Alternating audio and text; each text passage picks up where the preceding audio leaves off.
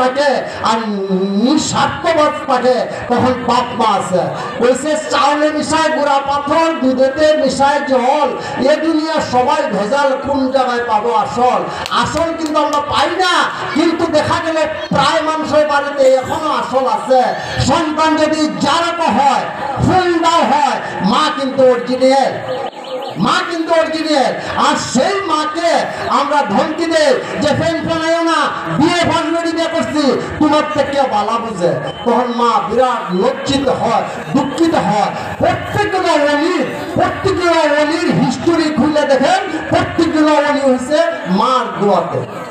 তবে ভাইয়েরা, বন্ধুরা, আমি অনুরোধ করব, যার যার বাপ মা আছে প্রত্যেকে বাপ মার খেদমতে রোজু থাকবেন। আপনার যদি একটা সন্তান বেশি হইতো, খাওয়াইতেন না, যত্ন করতেন না, ওই রকম আগে বাবা ছিল, এখন সন্তান হিসাবে হইলেও বাপ মার খেদমত করবেন, আপনারা কামিয়াবি হয়ে যাবে। আর মা বোনদেরকেও আমি একটা কথা বলবো, মা বোনদেরকে আমি একটা শর্টকাট একটা কথা বলবো, আপনারা প্রত্যেকে স্বামীর হুকুমে রোজু থাকবেন। কেননা আল্লাহ রাব্বুল আলামিন কইছে যে আর জালু কাওয়ামুনা আলা নিসায়ে, যে পুরুষ স্ত্রী লোকের প্রভু, প্রভু মানে মালিক। তখন বেড়ায় যদি কয়, বেড়ায় যদি কয় না, বেটা কয় 56, তখন কিন্তু এটা বিল হইল না, আর এটা মালিক মানা হইল না।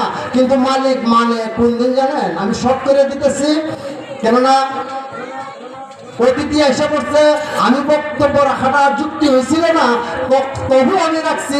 উনিও আমার জাকের ভাই, তাই এই মহব্বতে আমি কিন্তু বিরাট গর্বিত যে আমি ওনার সামনে কথা বলতেছি। কথাটা ওনার দরকার ছিল না, কিন্তু তবু আমি দুটি কথা রাখছি। মা বোনদের কর্ম যে আপনারা স্বামীর খেদমতে রোজু থাকবেন, স্বামীর খেদমতে রোজু থাকবেন। হুজুর পাক সাল্লাল্লাহু আলাইহি ওয়াসাল্লাম মেরাজ থেকে এসে বসে বহু সংখ্যক নারী রেখে এসে আমি জাহান্নামে। তখন মানুষের জিজ্ঞাসা যে হুজুর কি কারণ? তখন কইল কারণ দুইটা কারণ। একটা হইল, এক নম্বর হইল স্বামীর হুকুম না মানা, দুই নম্বর হইল বেপরদা। তো বেপরদা যারা নারী তারা কিন্তু জাহান্নাম অনিবার্য। তাইতে বেপরদা সরাইয়া আমরা পর্দাতে আসতে লাগবো, আর স্বামীর হুকুমটা মানতে লাগবো। আচ্ছা, বাপ মরলে মেছে কি করে কান্দে?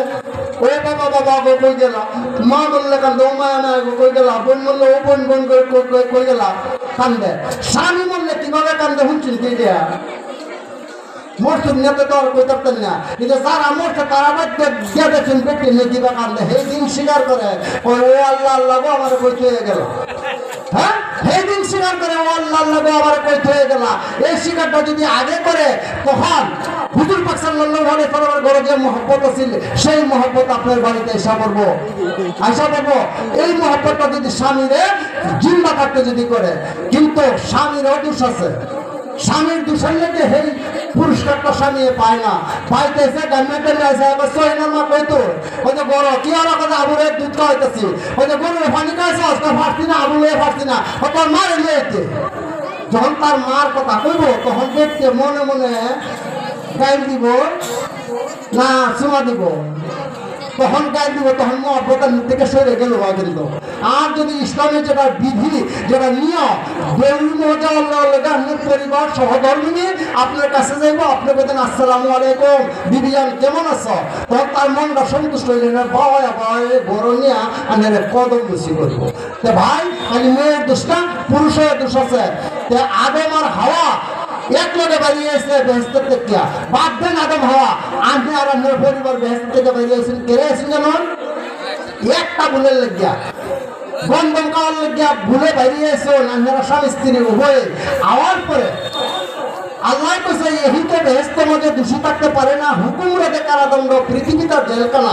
যদি এই জেলখানার মধ্যে 14টা পূরণ করুন, ওহন কই যাবেন চিন্তা করে লয়। তাইতে স্বামী স্ত্রী উভয়ে মিলিয়া যে ইবাদতটা করবেন, সেই ইবাদতটা আল্লাহর খাতায় চাইব। আর যদি স্বামী স্ত্রীর গরমিল থাকে তখন কিন্তু ইবাদত হইতো না। আমি অনুরোধ করলাম স্বামী স্ত্রীর মিললে যদি আপনারা আল্লাহরে ডাকেন, সেই ডাকটা আল্লাহ কবুল করব।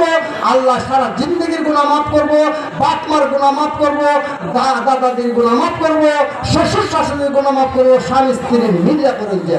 আচ্ছা, এমন কোন সাক্ষী আছে নাকি যে বিয়ার আগে কেউ কয়টা পোলা বানাইছে বলতে পারবেন? বিয়ার আগে কেউ পোলা বানাইছে না, স্বামী স্ত্রীর মিলনক্ষণে একটা সন্তানের আবির্ভাব। কিন্তু স্বামী স্ত্রী উভয়ের মিলনক্ষণে আর ইবাদতে আল্লাহ সন্তুষ্ট হইয়া এমন একটা শান্তি বিস্তার করে।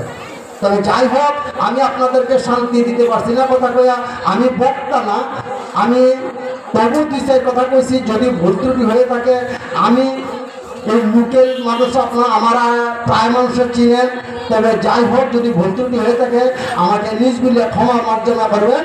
আর এখন আমাদের বিশিষ্ট বক্তা আমিনুল হুজুর আসছে, ওনার কাছ থেকে মিষ্ট ভাষায় পরম বক্তা কিন্তু উনি, ওনার কাছ থেকে অল্প ধৈর্য সহকারে যদি অল্প বক্তব্য আপনারা কণ্ঠস্থ করেন বা হৃদয়ঙ্গম করেন, নিশ্চয়ই আপনারা কামিয়াব হইবেন সেই আশা করে আমি আপনারা সবাইকে অনুরোধ জানাইয়া আমার বক্তব্য এখানে ক্ষান্ত করছি। যদি ভর্তি হয় ক্ষমা করবেন। আসসালামু আলাইকুম ওয়া রাহমাতুল্লাহ।